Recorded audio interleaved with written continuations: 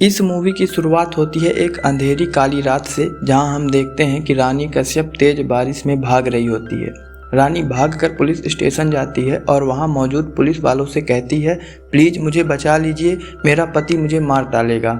इसके बाद कहानी 2 महीने पीछे जाती है, जहां हम देखते हैं कि रानी ज्वालापुर छोड़कर आगरा शिफ्ट हो चुकी है। उसने रिशु के परिवार वालों से सारे रिश्ते तोड़ दिए हैं और साथ ही वो आगरा में एक किराए के रूम में रहती है। वहीं उसने ब्यूटी पार्लर का काम शुरू किया है। रानी की मकान मालकिन को इंसुलिन का इंजेक्शन देने एक कंपाउंडर घर आता है। तभी रानी जल्दी में वहां से निकल रही होती है, लेकिन जल्दी में रानी पुतले घर पर ही भूल जाती है। तो वही कंपाउंडर उन पुतलों को रानी को देने के लिए उसके पीछे भागता है। दरअसल कंपाउंडर उन पुतलों को पहुंचाने के बहाने रानी से बात करना चाह रहा था, क्योंकि कंपाउंडर रानी को देखते ही उसके प्यार में पड़ गया था। रानी पुतलों को ले लेती है और दुकान के अंदर चली जाती है, लेकिन वो कंपाउंडर रानी के इंतजार में दुकान के बाहर ही बैठ जाता है। रानी फ्री होकर बाहर आती है तो बारिश होने लगती है। तब वही कंपाउंडर छाता लेकर उसके पास आता है। तब रानी उससे इंतजार करने का कारण पूछती है, तो कंपाउंडर डायरेक्टली ही उससे सिनेमा देखने जाने को पूछ लेता है। तब रानी भ्रमवश जी कहती है, लेकिन उस कंपाउंडर को लगता है यह हाँ वाला जी था। रानी का जी सुनते ही कंपाउंडर फ्राइडे 6 बजे का प्लान करता है। तभी हम देखते हैं कि एक और आदमी छाता लेकर वहाँ से निकल रहा होता है। रानी उसको देखते ही समझ जाती है और स्माइल करती है। दरअसल वो रिशु था, रानी का पति, जिससे रानी बहुत प्यार करती है। आगे हम देखते हैं कि रिशु एक ट्रैवल एजेंट के पास जाता है, जिसकी मदद से वो और रानी थाईलैंड भागने वाले होते हैं। पासपोर्ट के लिए रानी और रिशु ने बहुत सारे पैसे उसी ट्रैवल एजेंट को दिए होते हैं। रिशु भी आगरा में ही एक अपाहिज लड़की पूनम के यहाँ किराए से रहता है। पूनम का एक पैर कटा हुआ था। पूनम जब भी रिशु को देखती उसके साथ फिजिकल रिलेशन बनाने के लिए सेड्यूस करती थी, लेकिन रिशु उसको हर बार इग्नोर करता था, क्योंकि वो अपना प्यार रानी के नाम कर चुका होता है। रिशु और रानी आगरा में भी एक दूसरे से बहुत ही कम मिल पाते थे, क्योंकि रिशु दुनिया की नज़रों में मर चुका होता है। अगर पुलिस को यह पता चल जाता तो उन दोनों का पर्दाफाश हो जाता। वो दोनों जब भी मिला करते यही बातें करते, आखिर कब हम खुलकर एक दूसरे से मिल पाएंगे। रिशु बताता है कि ट्रैवल एजेंट से बात हो गई है, अगले हफ्ते तक हमें पासपोर्ट मिल जाएगा। अब फ्राइडे का दिन आता है। वो कंपाउंडर, जिसका नाम अभिमन्यु होता है, वो रॉयल सिनेमा की 6 बजे के शो की सारी टिकटें खरीद कर बाहर रानी के आने का इंतजार करने लगता है, क्योंकि उसे लग रहा था रानी आएगी। तभी हम देखते हैं रिशु रानी के रूम छत के रास्ते पहुंच जाता है। रानी रिशु को देखकर बहुत खुश होती है।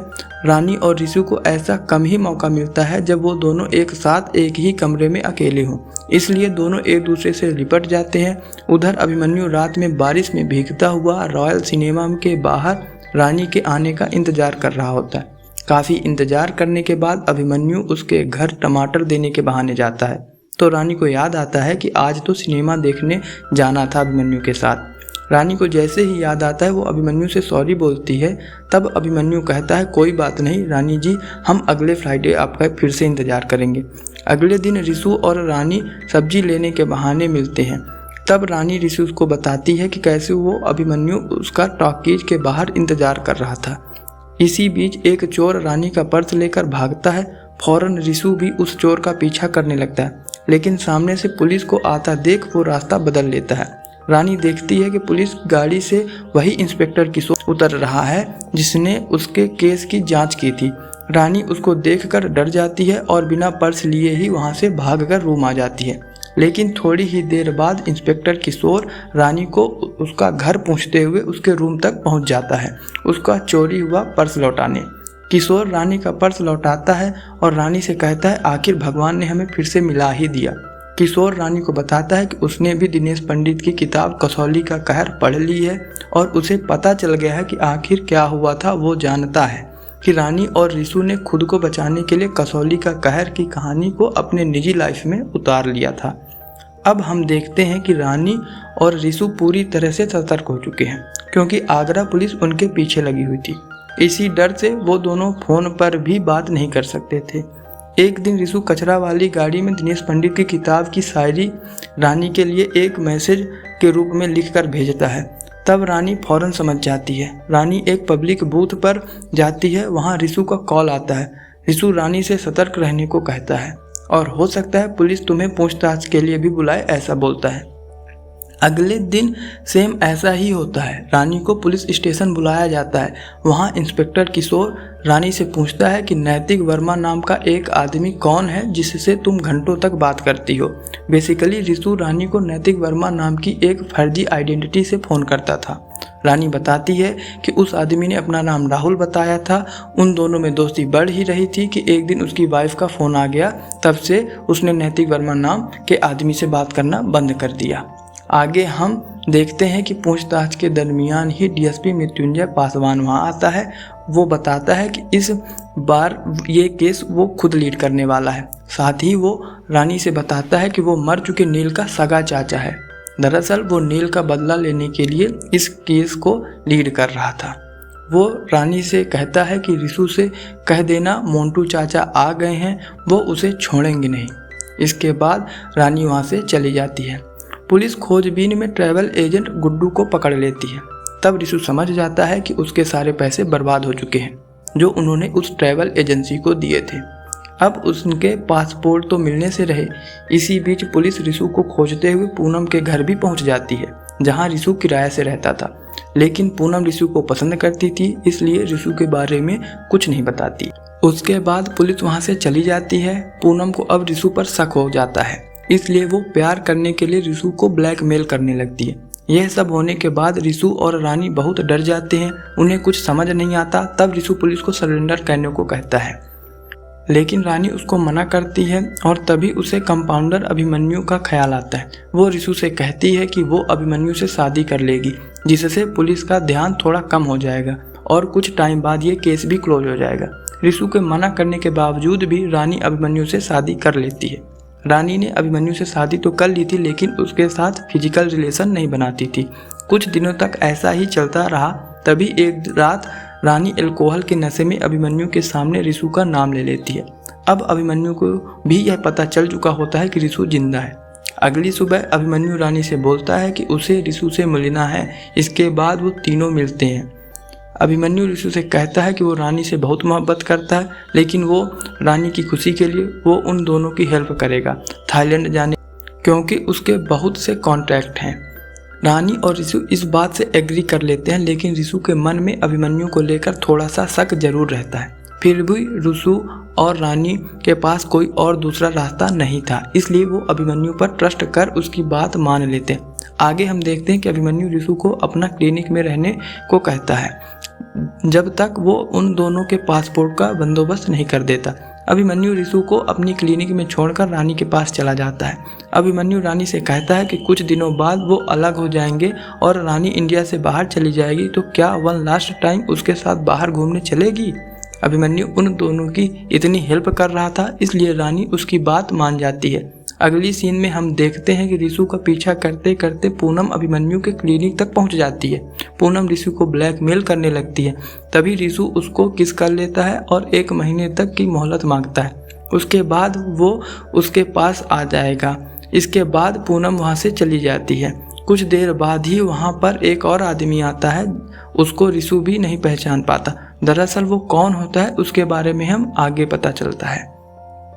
कुछ देर बाद अभिमन्यु रिसु के लिए खाना लेकर क्लिनिक पर पहुंचता है। वो रिसु से पूछता है, यहाँ पर कोई आया था क्या। जवाब में रिसु मना कर देता है, लेकिन अभिमन्यु को फर्श पर मिट्टी और चप्पल के निशान दिखते हैं। वो समझ जाता है कि यहाँ पर कौन आया था।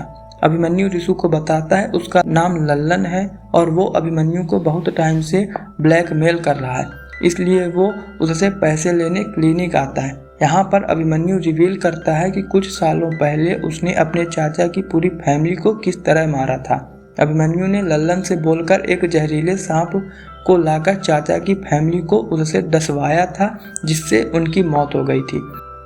अभिमन्यु ने ऐसा इसलिए किया क्योंकि उसके चाचा ने उसके हिस्से की प्रॉपर्टी हड़प ली थी। अभिमन्यु की बात सुनकर रिसु को लगा यह इतना खतरनाक है तो कहीं रानी को नुकसान ना पहुंचाए। रिशु सोच ही रहा होता है कि अभिमन्यु रिशु पर हमला कर देता है और उसे धक्का देकर गेट लॉक कर रानी के साथ घूमने चला जाता है। रानी और अभिमन्यु लौटकर जब घर आते हैं तो अभिमन्यु रानी को अलमारी खोलकर दिखाता है जिसमें दिनेश पंडित की ढेर सारी किताबें रखी हुई थी, जिससे यह पता चलता है कि अभिमन्यु भी दिनेश पंडित का बहुत बड़ा फैन था। वो बताता है कि इन्हीं किताबों से इंस्पायर होकर उसने अपनी फैमिली को सांप से डसवाकर बदला लिया था। अब हम आगे देखते हैं कि मूवी के स्टार्टिंग वाली सीन जहां हमें देखने को मिला था रानी भागकर पुलिस स्टेशन आती है और वहां अपने पति पर जान से मारने का आरोप लगाती है, यानी कि अभिमन्यु उसे मार देगा। तब डीएसपी मृत्युंजय पासवान कहता है कि तुम तो पुलिस स्टेशन में सेफ हो, फिर वो किसे मार देगा। तब रानी बताती है कि रिशु को मार देगा, प्लीज़ उसे बचा लीजिए। तब पुलिस को लगता है अब केस सॉल्व हो गया और डीएसपी मृत्युंजय पासवान इंस्पेक्टर किशोर को अभिमन्यु के घर उसको पुलिस स्टेशन लाने को भेजता है।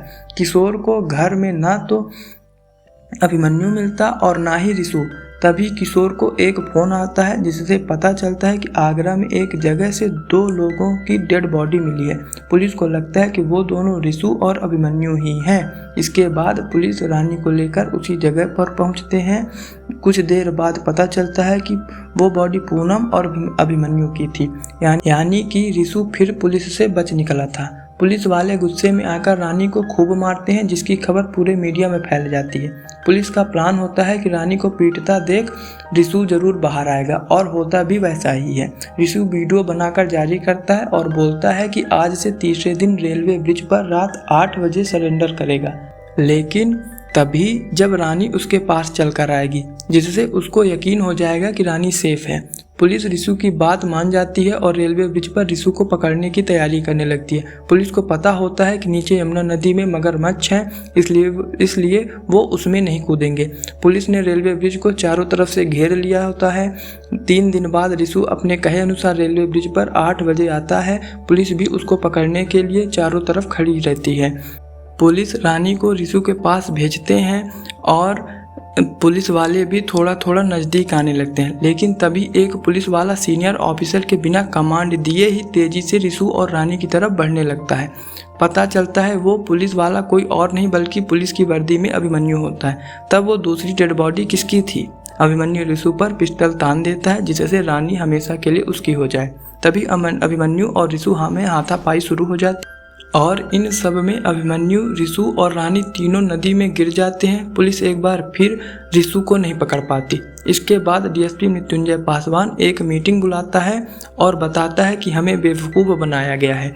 ये उन तीनों का प्री प्लान था। वो बताता है कि अभिमन्यु क्लिनिक में जब रिशु बंद था तो उसके क्लिनिक के सामने वाले के कमरे में देखने पर पता चला कि सबसे पहले पूनम अंदर गई और बाद में लल्लन उसी क्लिनिक में गए और जो डेड बॉडी पुलिस को मिली वो पूनम और लल्लन की थी। वो पुलिस को कंफ्यूज करने के लिए रखी गई थी। एक डेड बॉडी पूनम की क्योंकि उसे रिशु का सच पता था और दूसरी डेड बॉडी लल्लन की जिसे अभिमन्यु का सच पता था।